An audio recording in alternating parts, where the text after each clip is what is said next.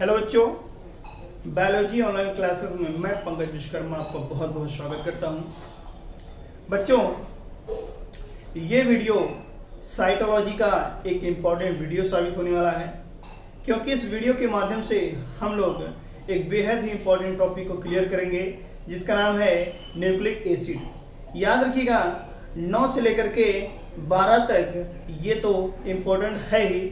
इसके अलावा अगर आप बायोलॉजी डिपार्टमेंट से, बायोलॉजी सब्जेक्ट से आगे चल करके बीएससी करते हैं, एमएससी करते हैं, तो वहाँ भी ये टॉपिक बहुत ही इम्पोर्टेंट रोल प्ले करता है। तो याद रखिएगा, ये टॉपिक आज बहुत ही इम्पोर्टेंट है, इसलिए सभी लोग इस टॉपिक को लास्ट तक जरूर देखिएगा।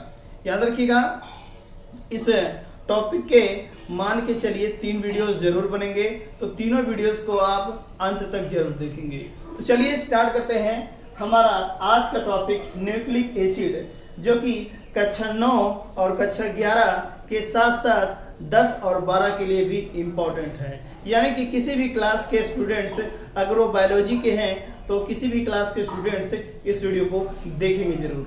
चलिए शुरू करते हैं। न्यूक्लिक एसिड होता क्या है? सबसे पहले आप इसकी परिभाषा जान लीजिए कि न्यूक्लिक एसिड किसे कहते हैं। याद रखिएगा, सन 1869 में यहाँ पर मैं एक टाइमिंग लिखूंगा। जैसा कि आपको पता है कि सन बेहद इंपॉर्टेंट है ऐसे टॉपिक के लिए। डीएनए जैसे, न्यूक्लिक एसिड जैसे टॉपिक के लिए सन बहुत ही महत्वपूर्ण है। याद रखिएगा, इन 1869 नाम है फ्रीडरिक मिशर। याद रखिएगा, साइंटिस्ट का नाम है फ्रीडरिक मिशर। तो सन 1869 में फ्रीडरिक मिशर नामक साइंटिस्ट ने केंद्रक के अंदर एक ऐसे अम्ल की उपस्थिति ज्ञात की थी। यानी कि इन्होंने केंद्रक के अंदर एक विशेष प्रकार के अम्ल की खोज की थी। याद रखिएगा, और इन्होंने उसे नाम दिया था न्यूक्लिन। ये शब्द बहुत ही इंपॉर्टेंट है। नाम क्या दिया था? न्यूक्लिन। न्यूक्लिन क्यों कहा था वो सुनिएगा, क्योंकि ये केंद्रक में पाया गया था, केंद्रक में इसकी खोज हुई थी, इसलिए इसे न्यूक्लिन नाम दिया गया था। तो लिखना कैसे है वो याद रखिएगा। न्यूक्लिक एसिड किसे कहते हैं? केंद्रक में, न्यूक्लिक से तात्पर्य है केंद्रक, न्यूक्लियस। तो न्यूक्लियस के अंदर उपस्थित एसिड न्यूक्लिक एसिड कहलाता है। ये परिभाषा है, आप ऐसा लिखेंगे कि केंद्रक में पाए जाने वाले अम्ल को न्यूक्लिक एसिड कहते हैं। सन 1869 में फ्रीडरिक मिशर नामक साइंटिस्ट ने केंद्रक के अंदर, न्यूक्लियस के अंदर एक विशेष प्रकार के अम्ल की खोज की थी, जिसे इन्होंने केंद्रक में पाए जाने के कारण से न्यूक्लिन नाम दिया था। याद रखिएगा, न्यूक्लिन। एक बात और, सन 1889 में, 1889 में अल्टमान, ये साइंटिस्ट हैं, अल्टमान नामक साइंटिस्ट ने इस न्यूक्लिन को चेंज कर दिया था। ये जो नाम है न्यूक्लिन, इसे चेंज करके इन्होंने न्यूक्लिक एसिड नाम कर दिया था। तो याद रखिएगा, न्यूक्लिक अम्ल, ये नाम किसने दिया था? अल्टमान नामक साइंटिस्ट ने 1889 में। याद रखिएगा, इसके बाद हम इसी सीरीज में सन याद करते चलेंगे। ठीक इसी के बाद सन 1893 में एक साइंटिस्ट और, जिनका नाम है कोशल। आप नाम याद रखिएगा, कोशल नामक साइंटिस्ट ने इस न्यूक्लिक अम्ल के कंपोजिशन के बारे में बताया था, इसके रासायनिक संगठन के बारे में बताया था। ये पॉइंट इंपॉर्टेंट है। क्या? इस अम्ल के रासायनिक संगठन के बारे में बताया था इन्होंने, इसलिए इन्हें, यानी इस साइंटिस्ट को सन 1902 में इन्हीं को, यानी कोशल को ही नोबेल प्राइज मिला था। याद रखिएगा, नोबेल प्राइज ये जो है प्राप्त हुआ था सन 1902 में। इन्हीं को किस लिए मिला था मैंने बता दिया कि इन्होंने न्यूक्लिक अम्ल के रासायनिक संगठन के बारे में बताया था कि न्यूक्लिक अम्ल किस चीज से मिलकर बना होता है, इसके बारे में बताया था कोशल ने। तो ये 4 बातें हैं, इन चारों बातों को आप जरूर याद रखिएगा। फिर से मैं एक बार बता दूं, न्यूक्लिक अम्ल किसे कहते हैं? केंद्रक में पाए जाने वाले अम्ल को न्यूक्लिक अम्ल, न्यूक्लिक एसिड कहा जाता है। सन 1869 में फ्रेडरिक मिशर नामक साइंटिस्ट ने न्यूक्लियस के अंदर एक विशेष प्रकार के अम्ल को देखा था, जिसे इन्होंने न्यूक्लिन नाम दिया था, जिसे आगे चल करके अल्टमान ने न्यूक्लिक एसिड कर दिया था। और ठीक उस न्यूक्लिक एसिड के रासायनिक संगठन के बारे में बताया था कौशल ने, जिसके लिए इन्हें 1902 में नोबेल पुरस्कार से सम्मानित किया गया था। याद रखिएगा, एक इंपॉर्टेंट बात जो मैं बता दूं वो ये है कि न्यूक्लिक अम्ल में क्या पाया जाता है, क्या नहीं पाया जाता है, ये बताया था फ्रेडरिक मिशर ने। तो मैं बता दूं उसको कि इसमें फास्फोरस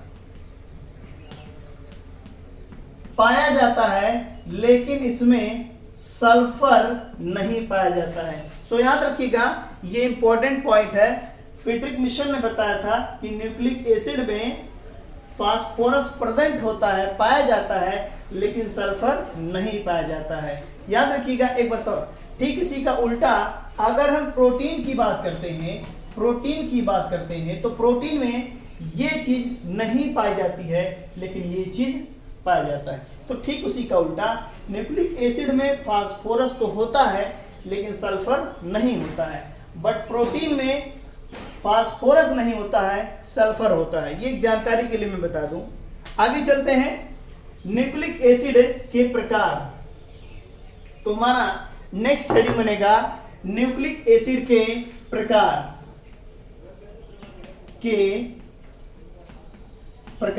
तो जैसा कि आप लोगों ने पिछले सिलेबस में पढ़ा ही होगा, किसी ने किसी क्लास में आपने इसके बारे में डिस्कस तो किया ही होगा। न्यूक्लिक एसिड बेसिकली 2 प्रकार का होता है। चलिए कौन कौन सा? नंबर 1, सबसे पहला पॉइंट आपका बनेगा डीएनए, एंड दूसरा होगा आपका आरएनए। याद रखिएगा, हमारा ये टॉपिक, ये वीडियो खास तौर पे डीएनए से रिलेटेड है। इस वीडियो में आपको डीएनए के बारे में कुछ बेसिक जानकारी दी जाएंगी, और इसके अलावा डीएनए का जो स्ट्रक्चर होगा, डबल हेलिकल मॉडल होगा, वाटसन क्रिक मॉडल जो होगा, वो हम अगले वीडियो के माध्यम से जो आपके सामने प्रस्तुत करेंगे। तो यहाँ पर बेसिक जानकारी डीएनए से रिलेटेड कुछ इंपॉर्टेंट जानकारी जो शायद आप नहीं जानते हैं। तो चलिए, तो डीएनए न्यूक्लिक एसिड 2 प्रकार का होता है। प्रकार में हम लोग लिखेंगे डीएनए एंड आरएनए। तो दोनों का फुल फॉर्म आप जान लीजिए, फिर हम आगे बढ़ते हैं। तो इसका फुल फॉर्म होगा डीऑक्सी राइबो। याद रखिएगा, तमाम लोग यहां पर राइबोज लगाते हैं, बट राइबोज नहीं लगाएंगे, क्योंकि राइबोज शुगर होता है। हम यहां पर शुगर को इन्वॉल्व नहीं करेंगे। अभी मैं बताता हूं क्या है इसके आगे। तो याद रखिएगा, डीऑक्सी राइबो न्यूक्लिक एसिड, ये रहा डीएनए का full form, deoxy ribo nucleic acid. और आरएनए का सिर्फ और सिर्फ है राइबो न्यूक्लिक एसिड। याद रखिएगा, इन दोनों में फर्क क्या है वो जान लीजिए। मैं अभी एक लाइन में इन दोनों के अंदर उपस्थित फर्क बता दे रहा हूं। दोनों में पेंटोज शुगर पाया जाता है। याद रखिएगा, दोनों में ही पेंटोज शुगर होता है, पेंटोज शर्करा पाई जाती है। पेंटोज शर्करा का फार्मूला C5H10O5 होता है। याद रखिएगा, ये पेंटोज शुगर होता है। तो चाहे डीएनए होगा चाहे आरएनए होगा, दोनों में ही पेंटोज शुगर पाया जाता है। इसलिए हम इसी के माध्यम से डीएनए और आरएनए में एक डिफरेंस क्लियर करेंगे कि इसे डीऑक्सी क्यों कहा जाता है। बाकी सेम चीज है। यहां देखेंगे राइबोन्यूक्लिक एसिड वही चीज है जो यहां पर राइबोन्यूक्लिक एसिड है, बस फर्क इतना है कि इसमें डीऑक्सी क्यों आया हुआ है। मैं ये चीज बता रहा हूं, ध्यान दीजिएगा। तो डीएनए में भी पेंटोज शुगर होता है और आरएनए में भी पेंटोज शुगर होता है। याद रखिएगा, राइबो क्या है? शुगर। राइबो शर्करा होती है इसमें। चाहे डीएनए पूछे चाहे आरएनए पूछे, राइबोज क्या है? शर्करा है। कौन सी? Pentose sugar. याद रखिएगा, यहां पर इसका फार्मूला होगा शर्करा का, यहां पर जो पेंटोज होगा, इस पेंटोज शर्करा का जो फार्मूला बनेगा वो होगा C5H10O4। यहां पर आप देख रहे हैं कि एक चीज बताया गया है कि पेंटोज शर्करा का जो फार्मूला होता है वो ये है C5H10O5, बट यहां पर आप देख रहे हैं, इस पॉइंट को देखेंगे तो यहां पर O4 हो गया है, यहां पर एक ऑक्सीजन रिमूव हो जाता है, इसलिए इसको डीऑक्सी शब्द से इंडिकेट किया जाता है। डीऑक्सी मीन्स हो गया deletion of one oxygen molecule. याद रखिएगा, इसलिए से डीऑक्सी शब्द से इंडिकेट किया गया है। बट यहां पर ऐसा नहीं है, आरएनए पॉइंट में ऐसा नहीं है। यहां पर जो पेंटोज शुगर होगा,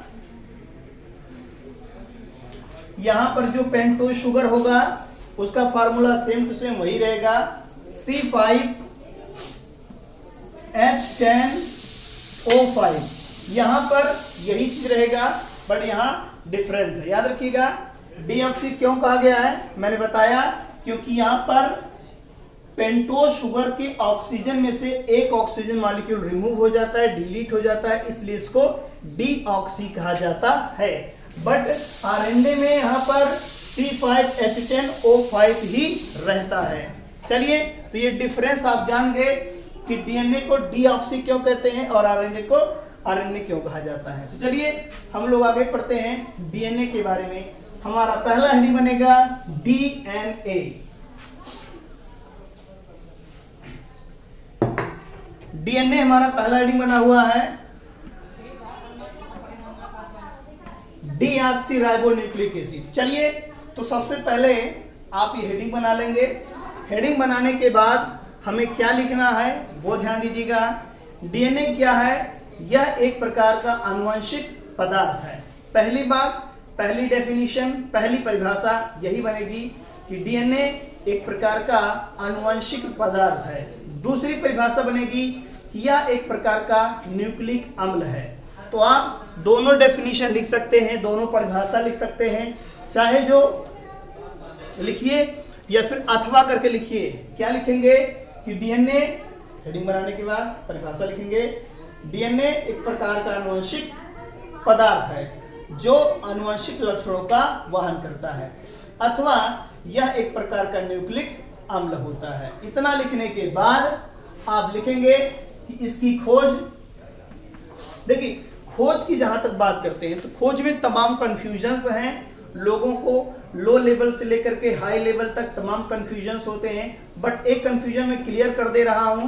तमाम लोगों ने हाई स्कूल के सिलेबस में पढ़ा होगा कि डीएनए की खोज जो है वाटसन एंड क्रिक ने की है, बट ये लो लेवल का पॉइंट है, वहां पर आप ऐसा नहीं पाएंगे कि डीएनए की खोज वाटसन एंड क्रिक ने की थी। यहां पर मैं क्लियर कर दे रहा हूं, सन 1950 में 1950 कहीं कहीं पर 50 to 51 भी लिखा रहता है, तो ये आप 50 to 51 कर सकते हैं, इसमें कोई टेंशन नहीं है। तो सन 1950-51 में रोजालिंड फ्रैंकलिन एंड मॉरिन विकलिंग्स ने डीएनए की खोज की थी। किसने? रोजालिंड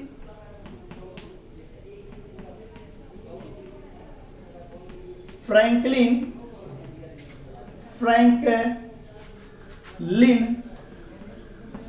एंड मॉरिन विकलिंग ने इसकी खोज की है। तो याद रखिएगा, बेसिकली हाई लेवल का ये चल रहा है पॉइंट। अगर आप बीएससी एमएससी करते हैं तो वहां पर आपको और ज्यादा डिटेल मिलेगा। देखिए लो लेवल में क्या होता है, आपको सिर्फ नॉर्मल जानकारी दी जाती है, लेकिन जब आप हाई लेवल में उसको पढ़ते हैं तो वो बहुत डिटेल में जानकारी दी जाती है, वहीं पर बाकी जो कंफ्यूजन्स होते हैं वही सब खुलते हैं। तो याद रखिएगा, सन 1950-51 में डीएनए की जो खोज है रोजालिंड फ्रैंकलिन एंड मॉरिस विकलिंग्स ने की थी। याद रखिएगा, ये पॉइंट बेहद इंपॉर्टेंट है। आगे चल करके आप पढ़ेंगे कि सन 1953 में वाटसन एंड क्रिक ने, किसने? वाटसन एंड क्रिक ने उसी डीएनए का डबल हेलिकल मॉडल प्रस्तुत किया था। ये चीज आप जानते होंगे, आपके हाई स्कूल के सिलेबस में, 9th के सिलेबस में ऐसा लिखा गया होगा। तो याद रखिएगा, सन 1953 में जेम्स वाटसन एंड क्रिक ने डीएनए का डबल हेलिकल मॉडल प्रस्तुत किया था। याद रखिएगा, द्विगुणित संरचना, द्विगुणित संरचना दी थी किसने? वाटसन एंड क्रिक ने सन 1953 में। इस काम के लिए इन्हें सन 1962 में नोबेल प्राइज मिला था। याद रखिएगा, नोबेल प्राइज, इसी काम के लिए इन्हें नोबेल पुरस्कार से सम्मानित किया गया था, जेम्स वाटसन और क्रिक को। तो इतना पॉइंट आप याद किए होंगे। मैं एक बार फिर से बता दूं, डीएनए की खोज 1950-51 में रोजालिंड फ्रैंकलिन मॉरिस विकलिंग्स ने की थी और 1953 में जेम्स वाटसन ने और क्रिक ने इसका जो है डबल हेलिकल मॉडल प्रस्तुत किया था, जिसके लिए इन्हें 1962 में नोबेल पुरस्कार से सम्मानित किया गया था। इतनी जानकारी आपको मिल गई है। आगे चलते हैं, कुछ बेसिक जानकारी और बताते हैं डीएनए से रिलेटेड और बेसिक जानकारी। तो डीएनए, जैसा कि मैंने बताया कि डीएनए में कौन सा शुगर होता है? Pentose sugar. एक बार आप फिर से सुन लीजिएगा, पेंटोज शुगर इसमें होता है, जिसका फार्मूला होगा C5H10O4। यहाँ पर डीऑक्सी का पूरा क्लियरेंस मिल गया होगा आपको। डीऑक्सी क्यों कहते हैं? क्योंकि यहाँ पर 5 होना चाहिए, बट यहाँ पर 4 है, इसलिए एक ऑक्सीजन यहाँ से रिमूव हुआ है, डिलीशन ऑफ 1 ऑक्सीजन, इसलिए इसको डीऑक्सी शब्द से सुशोभित किया जाता है। आगे चलते हैं, याद रखिएगा, जिस डीएनए की खोज हुई थी, अगर पूछा जाए कि जिस डीएनए की खोज सबसे पहले हुई थी वो कौन सा डीएनए था, तो याद रखिएगा, सबसे पहले बी डीएनए की खोज हुई थी। ये पॉइंट बेहद इंपॉर्टेंट है, आपसे कभी भी इसके बारे में पूछा जाए तो आप जानते रहिएगा कि सबसे पहले फ्रैंकलिन ने जिस डीएनए की खोज की थी वो कौन सा डीएनए था? B DNA. इसके अलावा अगर आपसे ये पूछा जाए कि वाटसन एंड क्रिक ने जो मॉडल दिया था वो किस डीएनए का था, तो वो बी डीएनए का था। याद रखिएगा, वाटसन एंड क्रिक मॉडल किस डीएनए का था? बी डीएनए का। ये भी बेहद इंपॉर्टेंट पॉइंट है, याद रखिएगा। ये सब मैं बेसिक जानकारी बता रहा हूं जो शायद आपको नहीं पता रहा होगा। चलिए आगे जानकारी ली जाए और कि डीएनए पाया कहाँ जाता है। सबसे बेहद इंपॉर्टेंट पॉइंट इसका लोकेशन क्या है। लोकेशन, ये पाया कहाँ जाता है। तो जैसा कि आपको बताया गया है, ये एक प्रकार का न्यूक्लिक एसिड है, यानी कि ये न्यूक्लियस में पाया जाता है। इतना जानिए। तो बेसिकली इसका जो मेन स्थान है वो क्या है? केंद्रक। लेकिन इसके अलावा ये कहाँ पाया जाता है, वो अगर पूछा जाए तो आपका जवाब क्या बनेगा? माइटोकॉन्ड्रिया। तो ये माइटोकॉन्ड्रिया में भी पाया जाता है। इसके अलावा ये लवक, खास तौर पे हरित लवक में भी ये पाया जाता है। हरित लवक, तो ये हरित लवक में भी पाया जाता है, इसलिए इसको सी डीएनए भी कहा जाता है। जो डीएनए हरित लवक में पाया जाता है उस डीएनए को सी डीएनए कहते हैं। सी फॉर क्लोरोप्लास्ट। याद रखिएगा। तो ये इसका लोकेशन हो गया।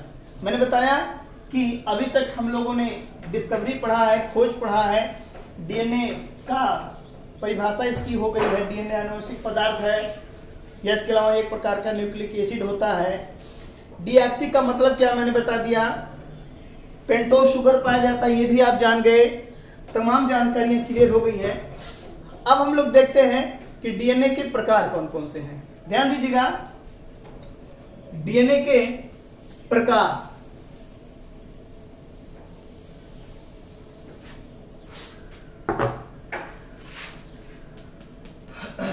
डीएनए के प्रकार। बच्चों मैं एक बात बता दूं, हम अभी संरचना इस वीडियो के माध्यम से नहीं पढ़ेंगे, क्योंकि संरचना जब मैं बताऊंगा डीएनए का double helical model, Watson Crick model क्या है, डीएनए की द्विगुणी संरचना क्या है, तो वो वीडियो थोड़ा बड़ा बन जाएगा, इसलिए उसका वीडियो हम अलग से बनाएंगे। याद रखिएगा, वो वीडियो भी आप लोग जरूर देखिएगा। अभी इस वीडियो में हम लोग प्रकार के बारे में और कार्य के बारे में डिस्कस करेंगे। नेक्स्ट वीडियो में मैं डीएनए की द्विगुणी संरचना जो है के बारे में समझाऊंगा। चलिए देखते हैं। तो डीएनए बेसिकली अगर देखा जाए दो प्रकार का होता है। पहला रेखीय डीएनए, रेखीय डीएनए, और दूसरा आपका है वृत्ताकार डीएनए, वृत्ताकार डीएनए। यानी कि पहला आपका होगा लीनियर डीएनए और दूसरा आपका हो गया सर्कुलर डीएनए। तो डीएनए दो प्रकार का होता है, ये आप जान गए।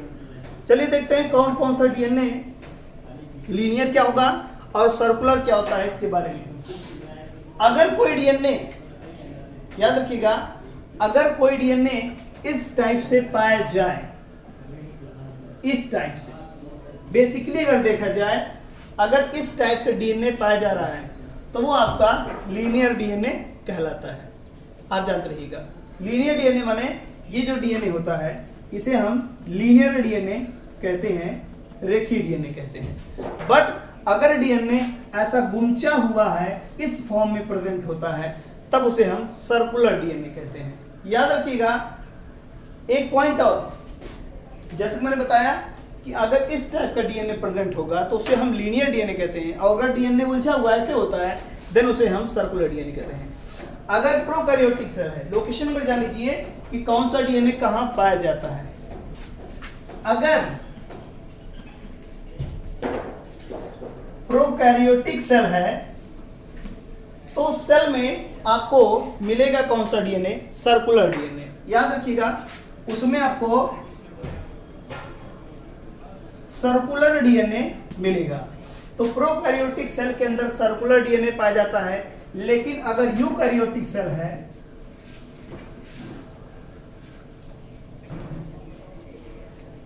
अगर यूकैरियोटिक सेल है तो उसमें लीनियर और सर्कुलर दोनों डीएनए प्रेजेंट होते हैं। याद रखिएगा इसमें बोथ डीएनए पाए जाते हैं। याद रखिएगा दोनों डीएनए।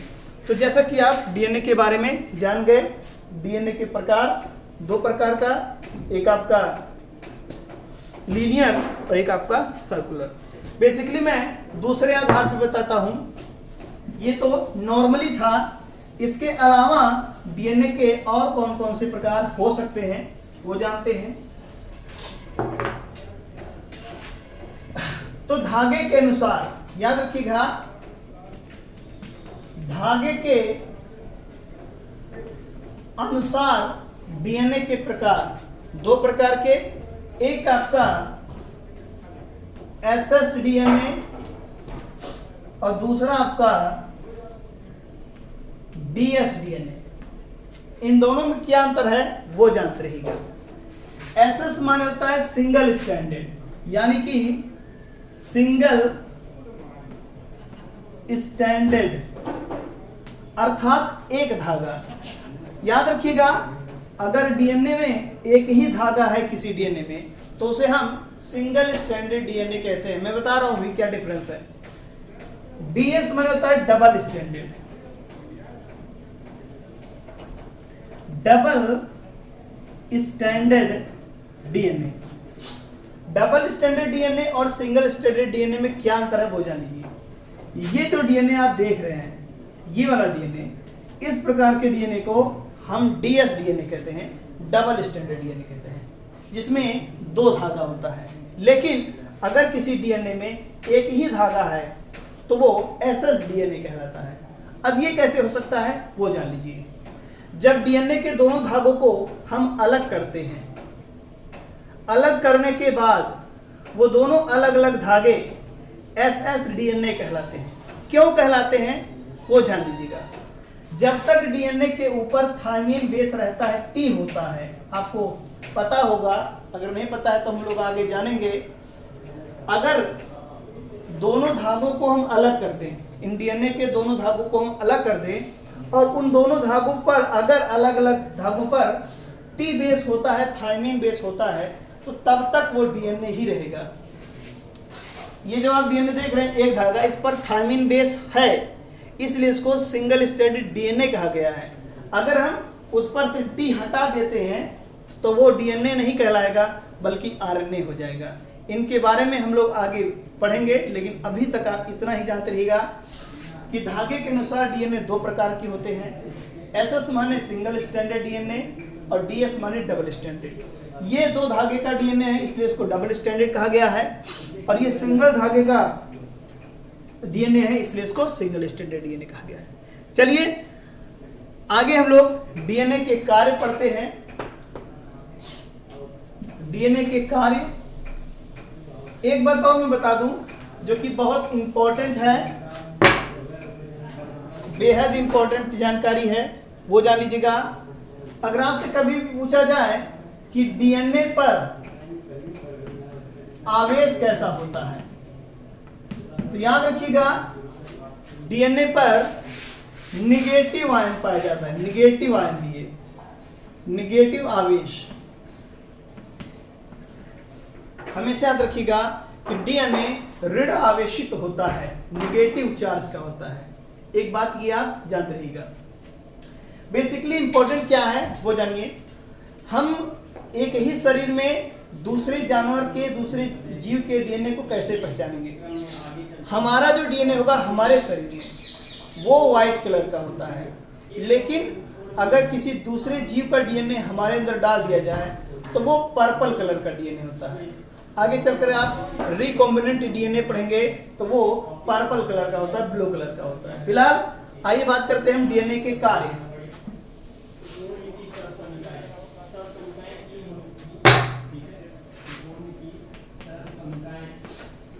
डीएनए के कार्य तो सभी लोग ध्यान से देखेंगे।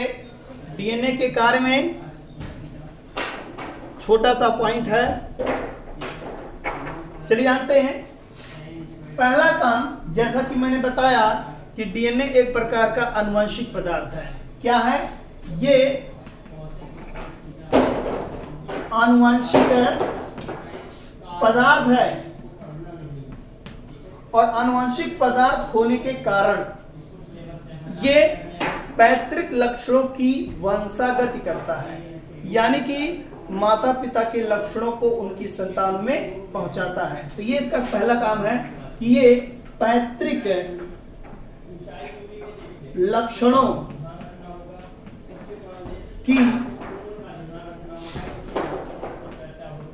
वंशागति करता है। ये पहला इसका कार्य है, ध्यान दीजिएगा। इसी के कारण से माता पिता के लक्षण उनकी संतानों में जाते हैं, ट्रांसमिट होते हैं। दूसरा वर्ग क्या है? याद रखिएगा, डीएनए के द्वारा एक नए डीएनए का फॉर्मेशन भी हो सकता है। याद रखिएगा, डीएनए के द्वारा एक नए डीएनए का फॉर्मेशन भी हो सकता है, और जो नया डीएनए बनेगा उसे हम क्लोन डीएनए कहेंगे। क्या कहेंगे? क्लोन। क्लोन डीएनए, क्लोन मतलब होता है पुंजक। पुंजक से तात्पर्य फोटोकॉपी, जेरॉक्स कह सकते हैं, उसी का डुप्लीकेट कह सकते हैं। तो याद रखिएगा, डीएनए अपने जैसे एक नए डीएनए को भी फॉर्म कर सकता है, और इस प्रकार से जो डीएनए फॉर्म होगा उसे हम क्लोन डीएनए कहेंगे, पुंजक डीएनए कहेंगे। याद रखिएगा, इस प्रक्रिया को हम डुप्लीकेशन डुप्लीकेशन कहते हैं, ये इंपॉर्टेंट है, अथवा इस चीज को हम रेप्लीकेशन भी कह सकते हैं। ये आपका मेन पॉइंट है। तो ये चीज आपका डुप्लीकेशन या फिर रिप्लीकेशन कहलाएगा, या इस चीज को हम डीएनए क्लोनिंग भी कह सकते हैं। इस चीज को हम डीएनए क्लोनिंग भी कहते हैं। तो ये चीज आप जान गए। तीसरा पॉइंट आप जान लीजिए, थर्ड फंक्शन क्या है। डीएनए द्वारा एमआरएनए का निर्माण होता है, ये चीज आप जानते हैं। डीएनए के द्वारा, यानी कि डीएनए जो होता है वो एमआरएनए का निर्माण करता है। तो इस प्रोसेस को हम ट्रांसक्रिप्शन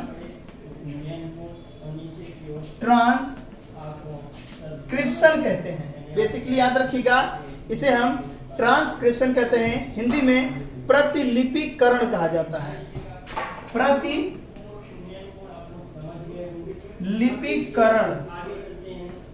याद रखिएगा। तीसरा फंक्शन मैंने बताया कि डीएनए एमआरएनए का निर्माण करता है, मैसेंजर आरएनए का निर्माण करता है, और इस प्रक्रिया को हम ट्रांसक्रिप्शन कहते हैं। हिंदी में प्रतिलिपिकरण कहा जाता है। तो ये रहा डीएनए से रिलेटेड कुछ बेसिक इंफॉर्मेशन।